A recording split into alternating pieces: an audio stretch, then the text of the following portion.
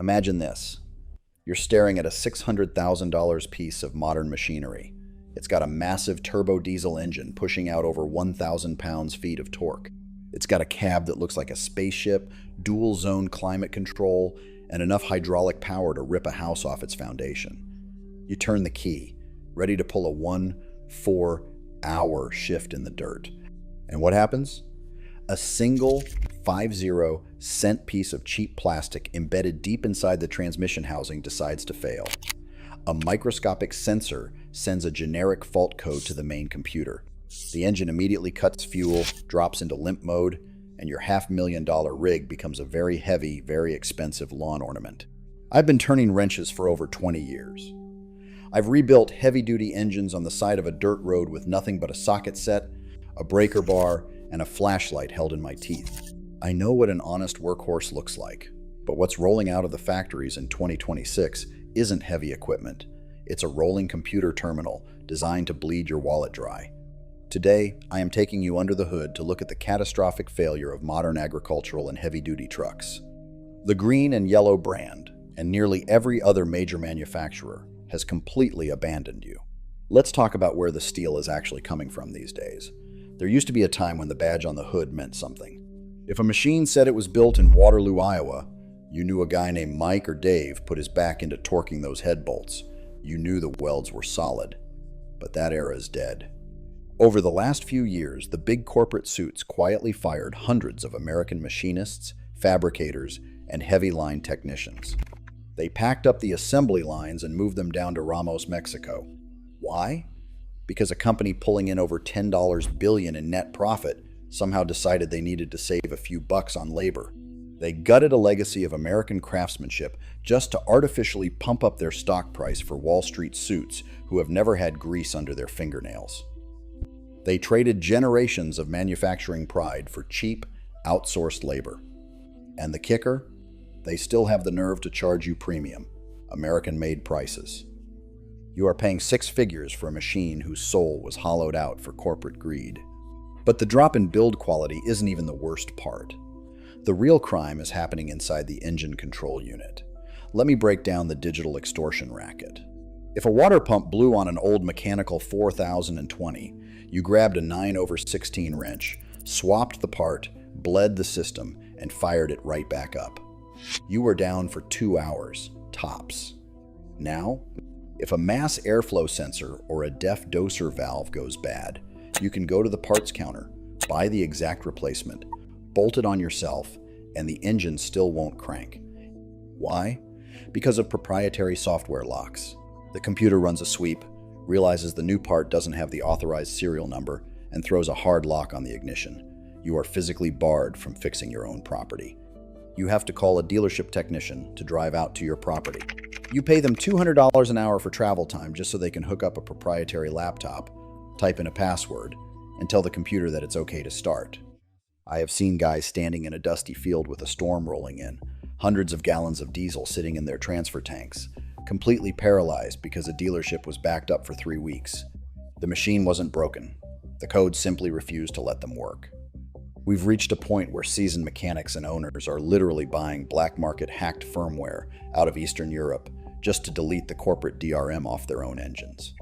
You are paying $500,000 to be treated like a tenant on a machine you have the title to. And that brings us to the subscription trap. These manufacturers are no longer in the business of selling you a reliable moneymaker. They want to sell you a service. Modern heavy-duty rigs are packed full of cellular modems, GPS antennas, and telemetry modules. They track every single mile you drive, every gallon of diesel you burn, and every time you step on the brakes. They harvest your operational data, claim they own it, and then have the audacity to charge you a monthly fee to unlock advanced features. If your credit card expires, they can send an over-the-air update and throttle your engine output or disable your GPS guidance. They want to turn you from an owner into a perpetual subscriber. Let's get our hands dirty and look at the hardware. It is a plastic nightmare. The old iron blocks were cast heavy. They were overbuilt. They could take thermal shock, massive loads, and outright abuse. The new rigs, they are a tangled rat's nest of thin-gauge wiring harnesses strapped to components that run at 1,500 degrees.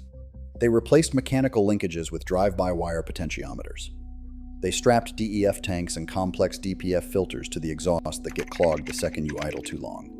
The plastic bulkheads crack under vibration. The massive digital screens delaminate when left out in the sun. Every single wire and sensor is another point of failure designed to drag you back to the dealership. They value engineered the reliability right out of the block.